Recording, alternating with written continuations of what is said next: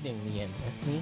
I'm now at the Technology Management Center in the University of the Philippines, Diliman, for the renowned strategic management experts and authors of the Strategic Management, Building and Sustaining Competitive Advantage, Mr. Robert Pitts and Mr. David Lee, came all their way from Pennsylvania and conducted a lecture on corporate strategy, more specifically, on leveraging resources.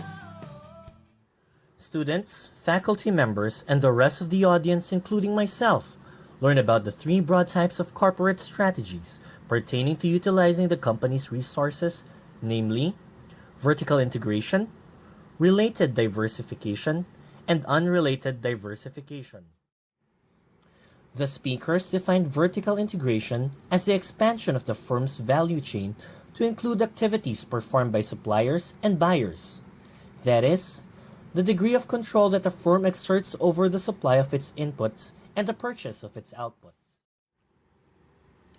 Vertical integration strategies and decisions enlarge the scope of the firm's activities in one industry with respect to the activities included in its value chain. Vertical integration varies on the extent of its adoption. Firms could either adopt full integration, in which it shall control every activity in the value chain, or it could simply resort to partial integration, in which it shall only identify specific areas of activities which it chooses to undertake. Furthermore, partial integration could be of two types.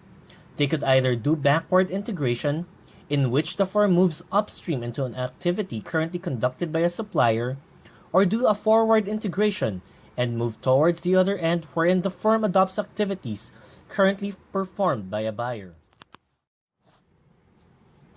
The second and third types of strategies related to the use of corporate resources are diversification strategies. Diversification, in general, involves the company delving into new industries and markets. Related diversification is diversification into markets that are closely related to the activities currently being undertaken by the firm.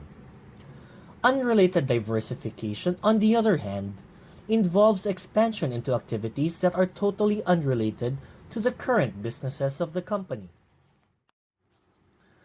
With regard to related diversification, apart from the extension of a firm's distinctive competence on new business lines, what the speakers emphasize is the concept of synergy, or the net economic effect in which the different parts of the company contribute a unique source of heightened value to the firm when managed as a single, unified entity.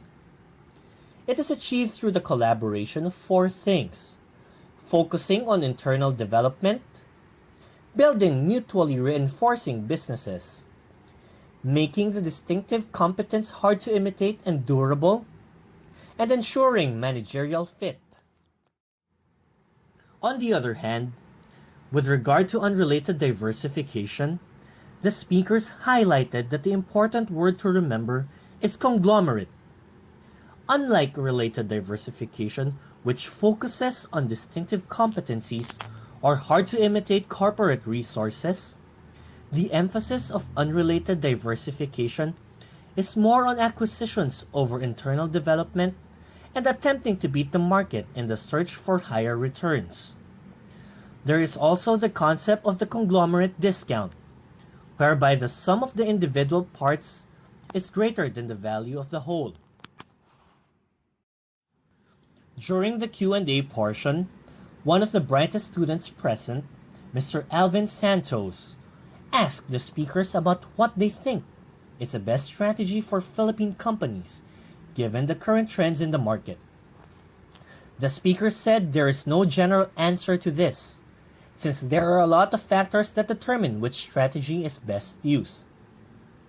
Some of these factors include the nature of the industry, the profile of its human resource, among others.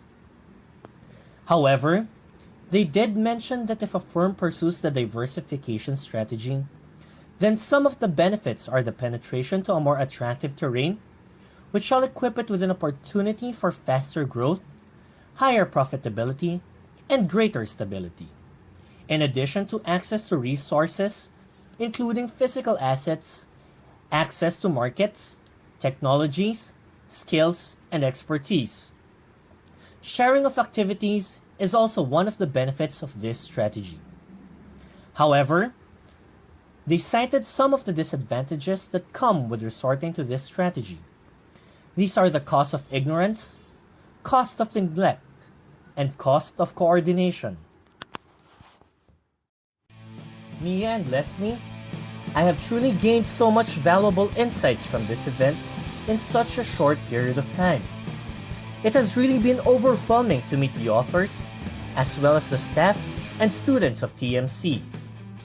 I hope our dear viewers have also learned more about corporate strategy through our show. Back to you, lovely ladies.